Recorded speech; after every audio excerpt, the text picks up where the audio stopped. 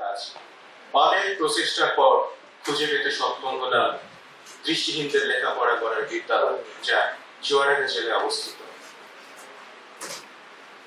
চুয়াডাঙ্গা জেলার সমন্বিত দৃষ্টি প্রতিবন্ধী শিক্ষা কার্যক্রমের বিদ্যালয়ে কেটে গেল 4 বছর। সেখান থেকে আমি ব্রেইল পদ্ধতি আয়ত্ত করি এবং 8ম শ্রেণী পর্যন্ত পড়াশোনা করি। এরপর আরো উন্নত মানের ভালো শিক্ষা গ্রহণের জন্য চলে এলাম নড়াইল জেলার সমন্বিত দৃষ্টি প্রতিবন্ধী শিক্ষা কার্যক্রমের বিদ্যালয়। সেখানে আমি 2013 সালে মাধ্যমিক পরীক্ষায় অংশগ্রহণ করে সফলতার সাথে উত্তীর্ণ হই। এই প্রতিষ্ঠানের একটি সুবিধা হচ্ছে শিক্ষার্থীকে কোনো ধরনের খরচ বহন করতে হয় না। এই বিদ্যালয়ে পড়াকালীন সময়ে 10ম শ্রেণীতে পড়াকালে একটি বেসরকারি উদ্যোগে আমি কম্পিউটার প্রশিক্ষণ অ্যাক্সেসিবলকে গ্রহণ করি এবং এই প্রশিক্ষণটি ছিল মাত্র 12 দিন। আর এটাই ছিল আমার জন্য আমার জীবনের চাঁদ পাওয়ার মতো অনুভূতি এবং গুপ্তধন পাওয়ার মতো সাহস এবং উজ্জ্বল ভবিষ্যতের বুক ভরা স্বপ্ন। তার কারণ হচ্ছে, যেখানে বাংলাদেশ সরকার প্রতিবন্ধী ব্যক্তিদের জন্য কোনো ধরনের কম্পিউটার প্রশিক্ষণ গ্রহণ করার জন্য ব্যবস্থা করে, সেখানে আমি বেসরকারি হইতে কম্পিউটার প্রশিক্ষণ গ্রহণ করতে পেরেছি। এটা আমার জন্য অনেক বিরাট পাওয়া। যেখানে সমগ্র বিশ্ব কম্পিউটার নির্ভরশীল, সেখানে আমরা কেন পিছিয়ে থাকবো?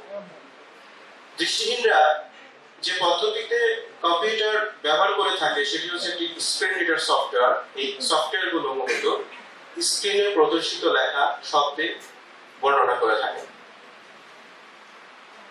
নড়াইল জেলার সমন্বিত দৃষ্টি প্রতিবন্ধী শিক্ষা কার্যক্রমের বিদ্যালয় থেকে লেখাপড়া শেষ করে আমি আমার বাড়ি ফিরে এলাম। উদ্দেশ্য উচ্চ মাধ্যমিকে ভর্তি হওয়া। আমার এই উদ্দেশ্য আমাকে একেবারে অন্ধকার, গুমট ভাঙা অন্ধকারের মধ্যে তলিয়ে দিয়েছে। আমি তো কোনোদিনই ভাবিনি আমার জীবনটি এরকম হয়ে যাবে। আমার বাবা তখন প্রবাসে থাকতেন। বাড়ি ফিরে আমার বাবাকে বললাম, বাবা আমি তো কলেজে ভর্তি হতে চাই, আমার কলেজে ভর্তি হওয়ার জন্য আমার খরচের প্রয়োজন। আমার বাবা একজন সর্বশিক্ষিত মানুষ, সে আমাকে ঠাই জানিয়ে দিলেন, তুমি লেখাপড়া করে কি করবে, তো লেখাপড়া করার কোনো দরকার নেই। আমি প্রত্যুত্তরে বাবাকে বললাম, বাবা বাংলাদেশ সরকার প্রতিবন্ধী ব্যক্তিদের জন্য যার যার যোগ্যতা অনুযায়ী কোঠার মাধ্যমে চাকরিতে সমন্বয় করে থাকে। আর বাবা দা কোনোভাবে বিশ্বাস করলেন না এবং আমার খরচ বহন করার ব্যাপারে সে কোনোভাবে স্বীকৃতি প্রদান করলেন। আমার মাথায় তখন আকাশ ভেঙে পড়ল, পায়ের তলা থেকে মাটি সরে গেল। যেখানে পাড়া প্রতিবেশী অন্য বন্ধু মহলে দেখেছি তাদের পড়াশোনা করানোর জন্য তাদের পরিবার আত্মীয় স্বজন কত রকম ভাবে উৎসাহ প্রদান করে, সেখানে আমার প্রতিবন্ধকতার কারণে আমাকে থামিয়ে দেওয়া হচ্ছে। জীবনে একটা জেদ তৈরি করলাম, আমার জীবনে ঝড় জলোচ্ছ্বাস যাই কিছু আসুক না কেন আমাকে লেখাপড়া করতেই হবে, আমি লেখাপড়া করবই। বাবাকে শ্রেয় জানিয়ে দিলাম, বাবা আমি লেখাপড়া করবই, তবে তোমার কাছ থেকে আমি টাকা পয়সাও দেব না। কিন্তু স্বপ্ন আমার আকাশ ছোঁয়া, আমার সামর্থ্য এবং সাধ্য কোনোটাই নেই। কলেজে ভালো রেজাল্ট হওয়ার কারণে তার কয়েকদিন পর ডাচ বাংলা ব্যাংকের শিক্ষা অভিবৃত্তির জন্য মনোনীত হলাম। প্রতি মাসে 2000 টাকা ব্যয়ে আমার যাতায়াত খরচ, ব্রেইল উপকরণ কেনা, টিউশন ফি, অন্যান্য খরচ বহন করা সম্ভব হচ্ছে না। যেহেতু আমি বাবার কাছ থেকে কোনো ধরনের খরচ নিব না, সেহেতু বাবার কাছে তো আমি খরচ চাইতে পারি না। আমার এই দুঃখ দুর্দশার কথা আর এই দৃষ্টিহীন বড় ভাইয়ের সাথে শেয়ার করলাম। বশিরউদ্দিন ভাই তখন ঢাকার মিরপুরে থাকতেন এবং তিনি তখন হকারের কাজ করতেন।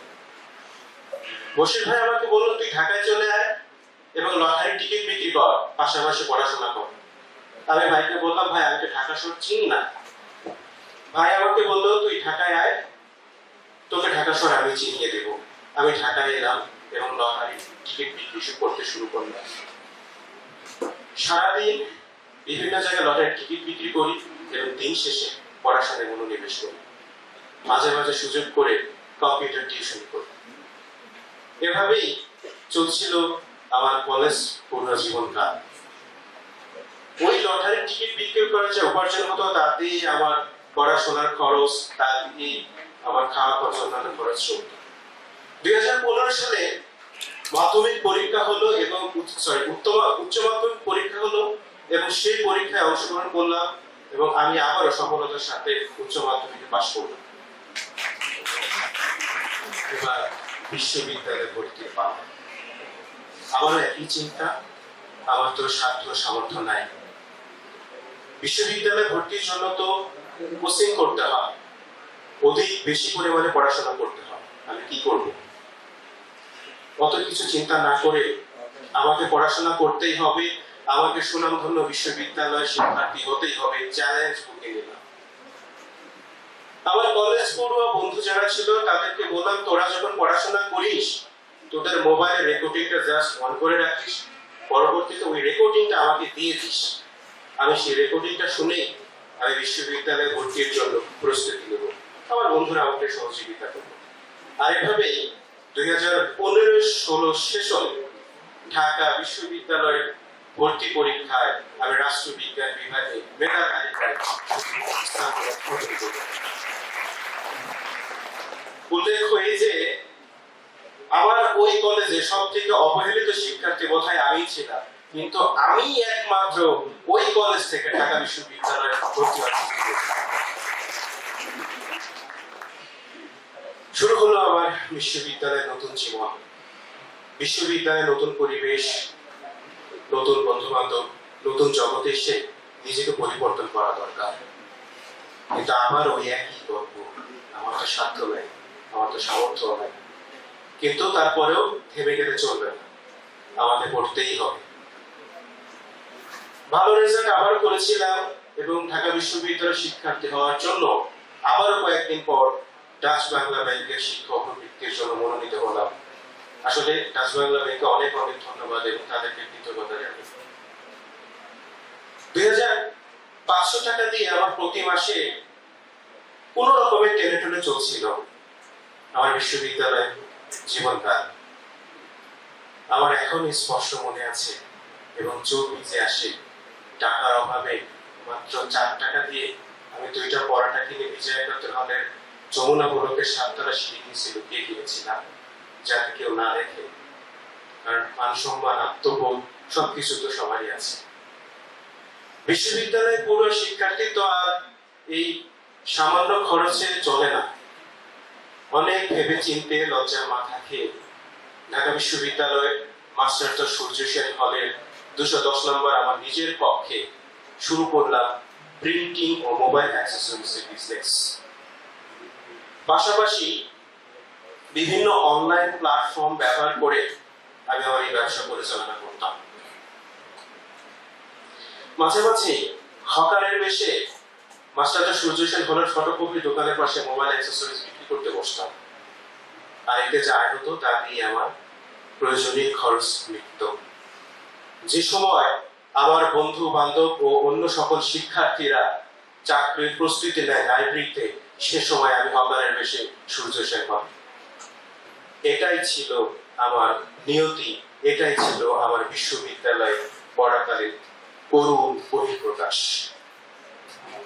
অন্য সব শিক্ষার্থীর মতো আমার ছোটবেলা, আমার লেখাপড়ার পদ্ধতি, আমার স্বাধীনতা, আমার চিন্তা শক্তি কখনোই এক ছিল না।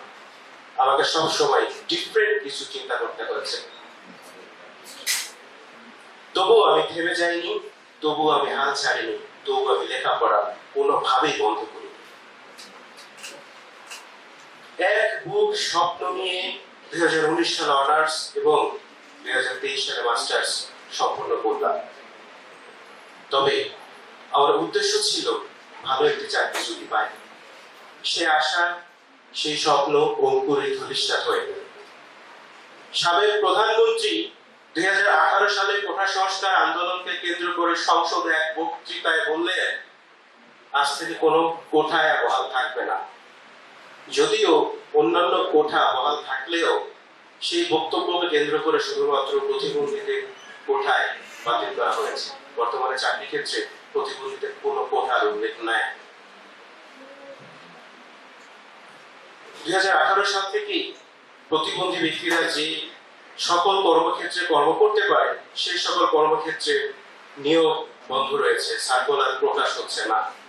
এই বিষয় নিয়ে আমরা সম্মিলিতভাবে একাধিকবার সরকারি দপ্তর পরিদপ্তর তদবির করেও কোনো লাভ হয়নি। আমি বিভিন্ন চাকরির রিটেন পরীক্ষায় উত্তীর্ণ হয়েও ভাইভা পরীক্ষায় গিয়ে বিভিন্ন দুর্নীতি, নিয়োগ বাণিজ্য বাধায় আমি আটকে পড়েছি। যেখানে আমার পক্ষে 13 টাকা ইনকাম করা অসম্ভব, সেখানে আমার কাছে 13 লক্ষ টাকা চাওয়া হয়েছিল চাকরির জন্য। আমি কোঠার কথা বলেছিলাম, আমাকে এভাবে বলা হয়েছিল, কোঠার কথা বলছেন, ক শব্দের আগে কোঠা ভুলে যান। যদি টাকা দিতে পারেন তাহলে আপনার চাকরি হবে, তা না হলে হবে না। আমি আকাশে ওরা ঘূর্ণির মতো হুন্নে হয়ে ঘুরছি, কোনো দিক দিশা খুঁজে পাইনি। আবার ঝিনাইদহ জেলায় চাকরির জন্য দুইবার অনশন করেছিলাম, প্রশাসনের মিথ্যা আশ্বাসে সেটা সেখানেই থেমে আছে।